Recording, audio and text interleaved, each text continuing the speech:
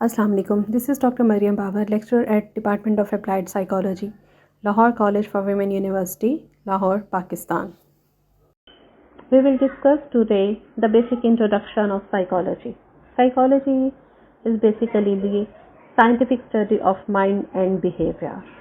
Any knowledge or field is said to be scientific when it comes to a point after many experimentation and fulfilling the basic criteria of scientific rules and regulations. While deeply studying its roots, we can find these in around 400 to 500 years before Christ in philosophy. The basic emphasis back then was philosophical one, with great thinkers like Socrates, who influenced Plato and who then influenced Aristotle. The term psychology was coined from two Greek words. It was made by combining two Greek words. Psyche means life or soul, and logos means knowledge or explanation. So while explaining the basic term psychology, we may say that this is the explanation of our life, different activities we perform in our life. Owing to the definition, this field was declared as study of soul around 150 years or so in the past.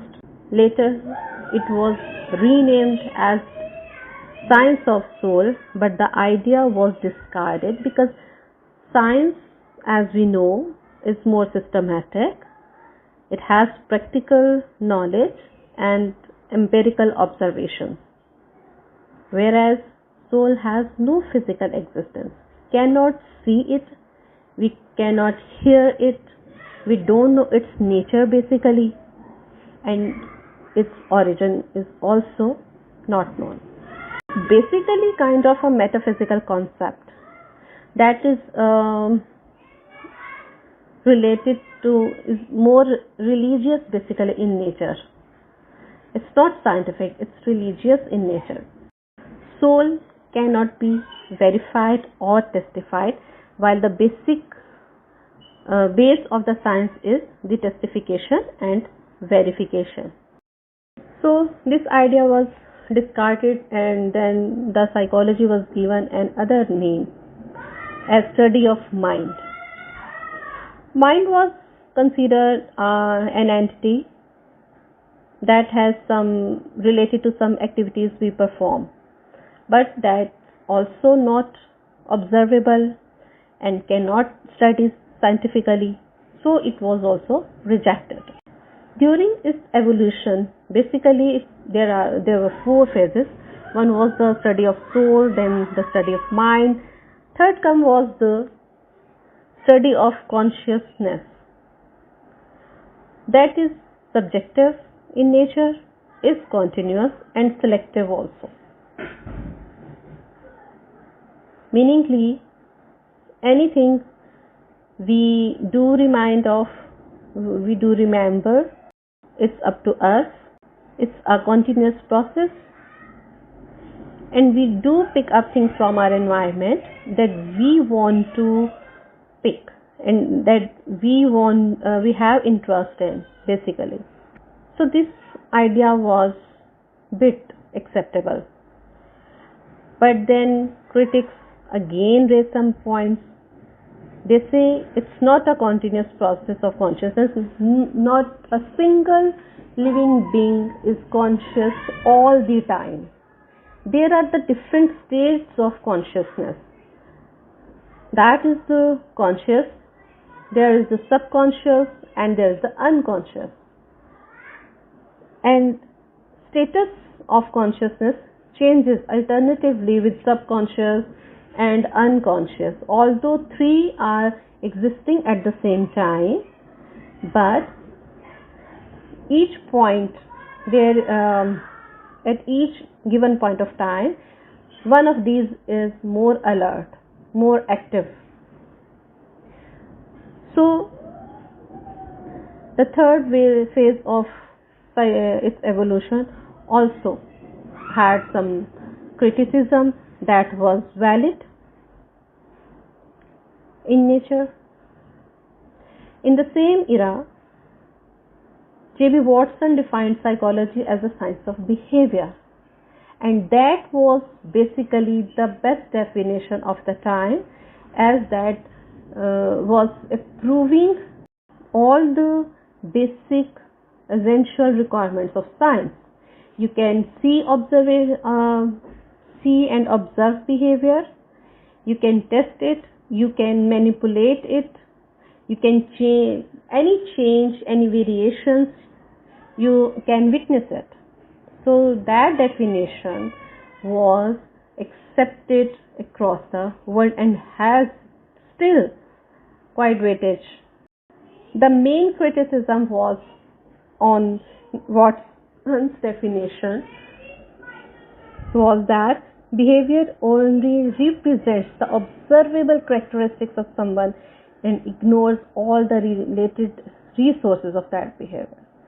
It's just like that, अगर आप कोई भी activity कर रहे हैं, अगर एक बंदा कहीं पे रूड हो रहा है किसी के साथ, तो वो हमें रूड होता हुआ नजर आ रहा है, we will say owing to the observation कि कितना एग्रेसिव है ये ना, कितना एग्रेशन ये शो कर रहा है, कितना एग्रेसिव है. What is the basic root cause of person's aggressive behavior at that point? We are unaware of that.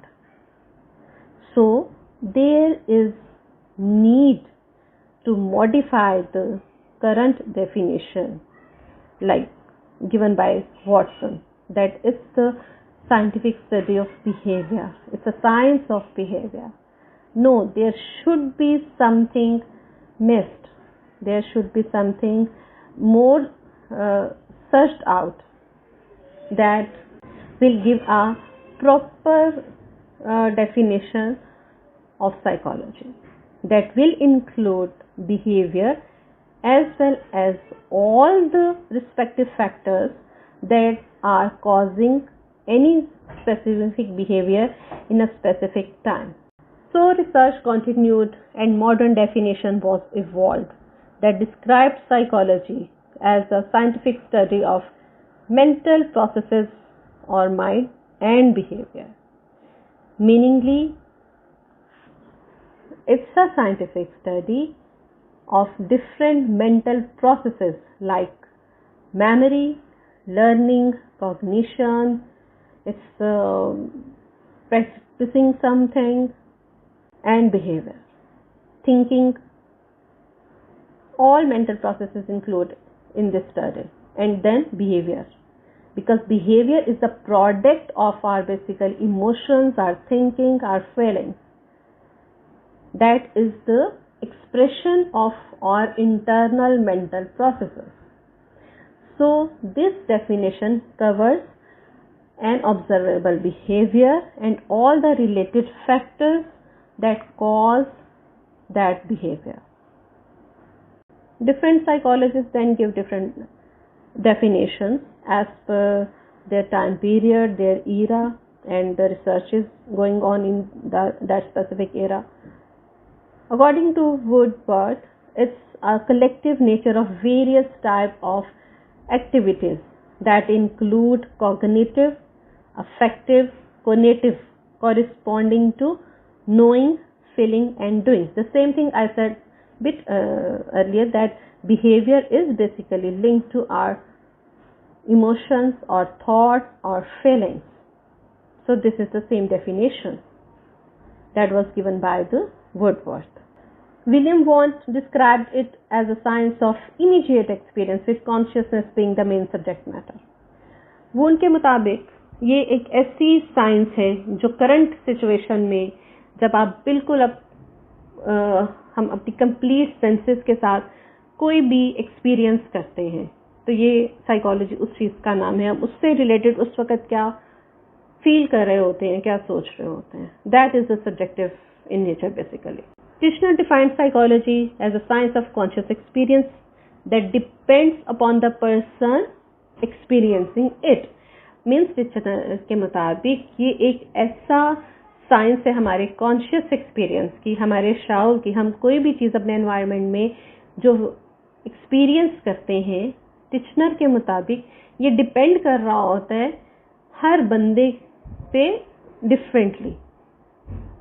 एक ही चीज़ को, एक ही पर्सपेक्टिव को, एक ही ड्रामा को आप कह लें, अगर हम फॉर एग्जांपल हम देखते हैं तो एक बंदा उससे लेसन गेन कर रहा होता है, ठीक है, कि ये काम किया है तो एंड रिजल्ट जो है ना इसका ये गलत है। साथ ही दूसरा बंदा उस चीज़ को परसीव कर रहा होता है कि नहीं ये तो बड़ा ग्लैमरस किस्म की सिचुएशन है अगर हम ऐसे करें तो। हर बंदा एक ही चीज़ को डिफरेंटली परसीव करता है, डिफरेंटली उसको फील करता है और उसको अडॉप्ट करता है और उसके लिए डिफरेंट किस्म की थॉट्स भी रखता है, ठीक है। Skinner and other renowned behaviorists defined it as the science of behavior and experience, same thing.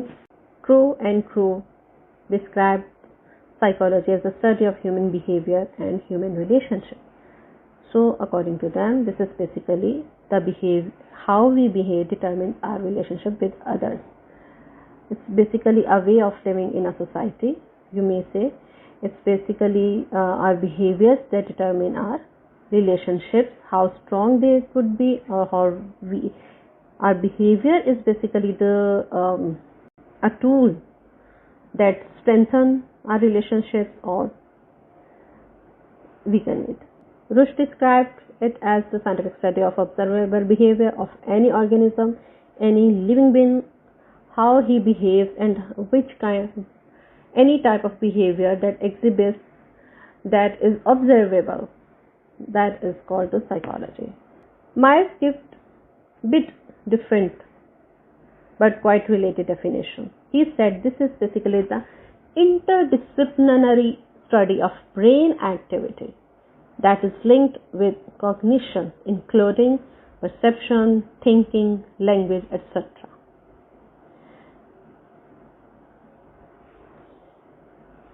So, simplifying it, we may say it's the science of behavior and mental processes. So this was basically the main introduction of psychology. Repeating for again it, like psychology is the scientific study of mind and behavior, and any knowledge, any field of study, any field of knowledge जिसको हम scientific कहते हैं, इसका मतलब है कि it has completed basically all the basic requirements of science that has some rules and regulations. तब वो उस लेवल पे पहुंचती है जब हम किसी भी फील्ड को साइंटिफिक का स्टेटस देते हैं। और अगर हम इसको बैक देन देखें कि इसके एमर्जेंस कब से शुरू हुई, तो इसकी बेसिक रूट्स जो हैं we can find that in around 400 to 500 years back, and it wasn't a science of psychology since its start, लेकिन इसका जो बेसिक्स थी हमें रूट्स मिलते हैं वो फिलॉसफी में मिलते हैं। और ग्रीस पीरियड में ग्रेट थिंकर्स के पीरियड में है, लाइक सोक्रेटिस और फिर Plato and then Aristotle. Psychology की टर्म भी बेसिकली 2 ग्रीस वर्ड से मिलके बनी है। First one is the psyche, means life और soul, and second is the logos, mean knowledge और एक्सप्लेनेशन। अब अगर इसकी कॉन्सेप्ट देखें, इस वर्ड को करने में, इसको साइकोलॉजी का नाम देने में, तो बेसिकली ये हमारी लाइफ की एक्सप्लेनेशन है, और सोल इसका लिटरल उस पर मीनिंग आ जाता है। So, when it was separated from philosophy, back in in around 150 years or so, this term was given to it, and then it was said as a study of soul. Soul की study कैसे, क्यों कहा गया इसको? क्योंकि soul ही basically life है। Soul हमारे अंदर है, हमारी रूह है, तो हम जिंदा हैं तो कोई काम कर रहे हैं, जिंदा हैं तो बाकी हमारा जहन चल रहा है, जिंदा हैं तो हम कोई ना कोई अपना बिहेवियर शो कर रहे हैं। और अगर सोल नहीं है तो इट मीन्स कि हम नहीं हैं। बाद में इसको साइंस ऑफ सोल का नाम दिया गया, बट आइडिया वाज रिजेक्टेड। क्यों? क्योंकि soul is basically kind of religious concept है। ये हमारा ये साइंटिफिक कॉन्सेप्ट नहीं है। साइंटिफिक कॉन्सेप्ट क्यों नहीं है? क्योंकि आप रूह को, सोल को टेस्ट नहीं कर सकते। हमें नहीं पता कि ये कैसी नज़र आती है, हम इसको सुन नहीं सकते, हम इसको देख नहीं सकते, हम इसको टच नहीं कर सकते, ठीक है। जबकि साइंस क्या है? That has practical knowledge. आप उसके एम्पिरिकल ऑब्जर्वेशंस, आप उसमें ऑब्जर्वेशन कर सकते हैं, आप उसमें बार बार एक चीज़ को टेस्ट करते हैं, डिफरेंट सिनेरियोज के साथ टेस्ट करते हैं, और फिर कहीं जाके एक थ्योरी जो है वो बनती है। तो ये जो सोल है या रूह है, आप इसको वेरीफाई कर ही नहीं सकते इसकी किसी भी चीज़। इसलिए, और साइंस है ही वेरिफिकेशन का नाम, साइंस है ही टेस्टिंग का नाम, बार बार टेस्टिंग का नाम। सो ये डेफिनेशन जो थी साइंटिफिक स्टडी ऑफ या साइंस ऑफ सोल की, दैट वाज रिजेक्टेड। फिर इसके एवोल्यूशन में जो सेकंड फेज आई तो इसको स्टडी ऑफ माइंड का नाम दिया गया।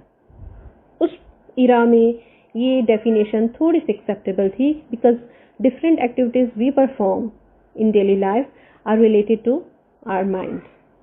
बट फिर अगेन यही क्वेश्चन रेज हुआ कि माइंड एक ऐसी एंटिटी है जो ऑब्जर्वेबल नहीं है, आप इसको साइंटिफिकली टेस्ट भी नहीं कर सकते। आप उसकी किसी एक्टिविटी को जो हम परफॉर्म करते हैं, जो हम कहते हैं कि हमारे माइंड के साथ लिंक्ड है, हम उसको तो कर सकते हैं, लेकिन हम माइंड को ऑब्जर्व नहीं कर सकते, हम उसको देख नहीं सकते, हम उसको टच नहीं कर सकते, हम उस पर किसी किस्म के एक्सपेरिमेंटेशन नहीं कर सकते।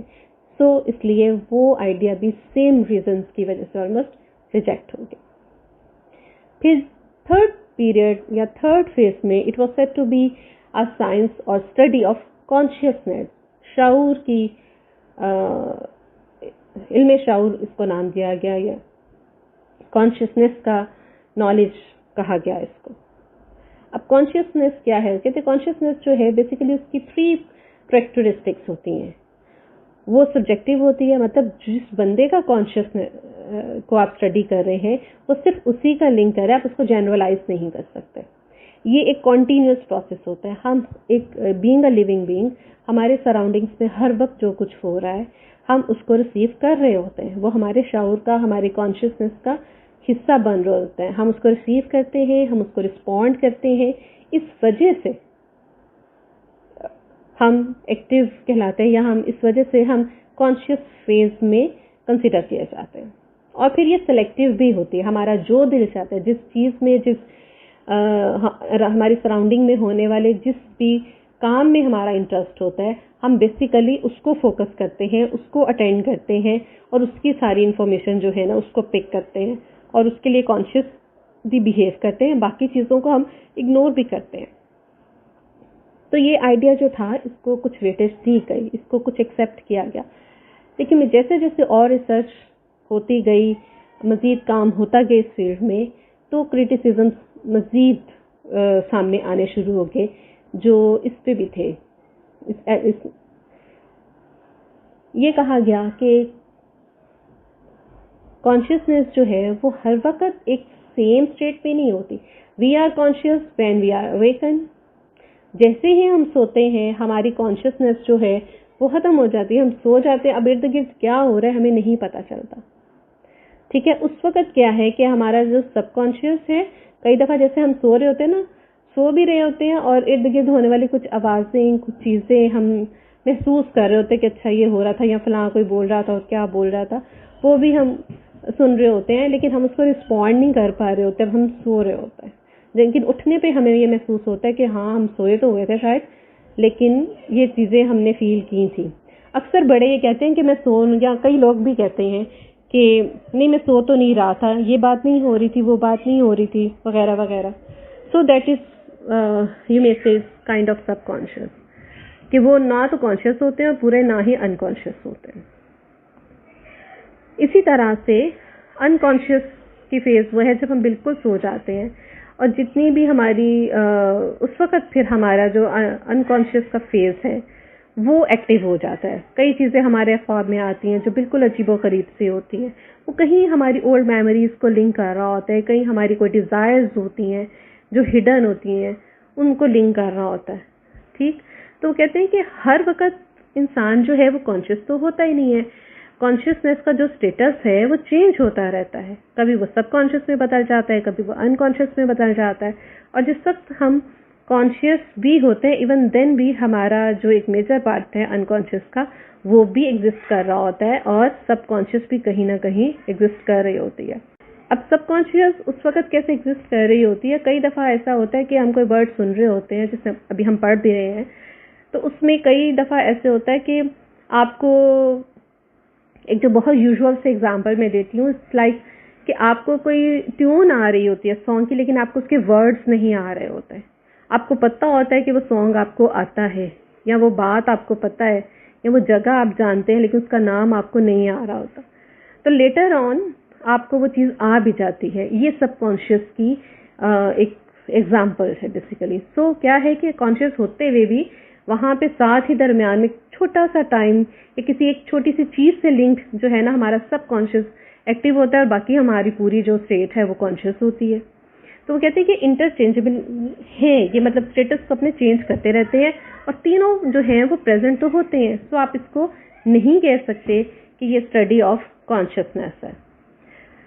फिर उसी इरा में कहीं पे जब ये सारा क्रिटिसिज्म चल रहा था, तो जब भी वॉटसन ने साइकोलॉजी को एक और बिल्कुल डिफरेंट तरीके से डिस्क्राइब किया और डिफाइन किया।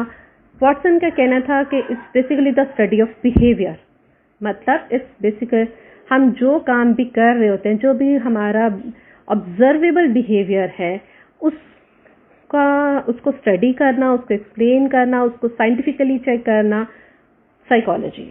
And Watson was the first who laid the foundation for behaviourism. Behaviour school of thought जो है हम आगे पढ़ेंगे, और ये डेफिनेशन जो है वो वर्ल्ड वाइडली एक्सेप्ट होती है। और करंट डेफिनेशन जो मतलब बाद में ये चेंज भी हुई आफ्टर सम क्रिटिसिज्म, लेकिन फिर भी it's a part of that.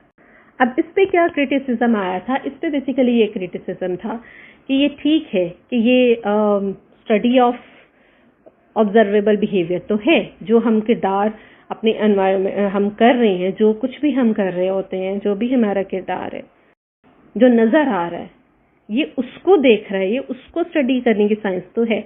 लेकिन वो बिहेवियर के पीछे जो रूट कॉजेज हैं, कौन से ऐसे फैक्टर्स हैं जो हमारे बिहेवियर का बायस बनते हैं, जो उसकी वजह बनते हैं, वो कहाँ गए आप है, उसके रिसोर्सेज जो हैं बिहेवियर के वो कहाँ गए। हम उसको निगेट नहीं कर सकते और नहीं करना चाहिए, अदरवाइज तो हम उसको ठीक तरह से फिर डिफाइन ही नहीं कर पाएंगे कि आपका एक बिहेवियर है क्यों है भाई, उसकी रूट कॉज क्या है। तो फिर रिसर्चेस और होती गई, और करंट स्टेटस और जो करंट डेफिनेशन है साइकोलॉजी की वो सामने आई। And that was that psychology is the scientific study of mental processes और mind and behaviour, and this is the most accepted definition. अगर आप लॉजिकली भी देखें तो आपको पता चलेगा कि हाँ वाकई, अगर मुख्तलिफ सोल को आप नहीं कर सकते, बिहेवियर को आप नहीं कर सकते, सॉरी माइंड को आप नहीं ऑब्जर्व कर सकते, तो वो दोनों तो डिस्कार्ड हो ही गए, वो साइंस तो है ही नहीं। उसके बाद क्या आ जाता है, जो थर्ड फेज आया कॉन्शियसनेस का, तो हर एक बंदा कभी भी हर वक्त वो कॉन्शियस होता ही नहीं, उसके साथ साथ दो अदर स्टेट्स भी हैं, तो फिर आप उसको साइंस ऑफ कॉन्शियसनेस कह ही नहीं सकते। और फिर जो फोर्थ इसकी definition I as the science of behaviour, तो वेल एक्सेप्टेड है, still it's a part of the current definition. Basically ये हाफ है उसका ना, उसमें एडिशन हो गई, और वो क्रिटिसिज्म भी बिल्कुल वैलिड था कि एक ऑब्जर्वेबल बिहेवियर है जो हमारे सामने हो रहा है वो ठीक है, लेकिन उसके पीछे कौन से फैक्टर्स हैं हमें उसको भी देखना चाहिए, जो उसको कॉज कर रहा है करंट बिहेवियर को, उसका पता होना ज्यादा जरूरी होता है। ठीक, तो फिर ये वाली डेफिनेशन सामने है। वुडवर्ड के मुताबिक इसमें बेसिकली यही है कि हमारे जितने भी जनरली भी अगर हम देखें कि अगर हम किसी पर्सन के लिए फ्रेंडली होते हैं तो उसके लिए हमारी थॉट्स, हमारी फीलिंग्स, हमारे इमोशंस सॉफ्ट एंड पॉजिटिव होते हैं। जिस बंदे के लिए साथ हम बस मुनासिब सा होते हैं या रिजर्व्ड होते हैं या रूड होते हैं, तो हमारी फीलिंग्स, हमारे इमोशंस, हमारे थॉट्स उसके लिए नेगेटिव होती हैं। तो वुडवर्ड ने भी इसी चीज़ को डिफाइन किया था। उसने कहा कि ये जो साइकोलॉजी है बेसिकली ये डिफरेंट एक्टिविटीज़ का एक कम्बिनेशन है, जिसमें आपकी कॉग्निटिव, अफेक्टिव और कनेटिव एक्टिविटीज़ आती हैं। लाइक हमारी नोइंग, हमारी नॉलेज, हमारी फीलिंग्स और जो भी हम करते हैं वो सब इसमें इंक्लूड होता है। इसी तरह से वुंट ने कहा कि it's a science of immediate experience with consciousness, कि हम अपने पूरे कॉन्शियसनेस में जो भी एक्सपीरियंस करते हैं वो साइकोलॉजी कहलाती है।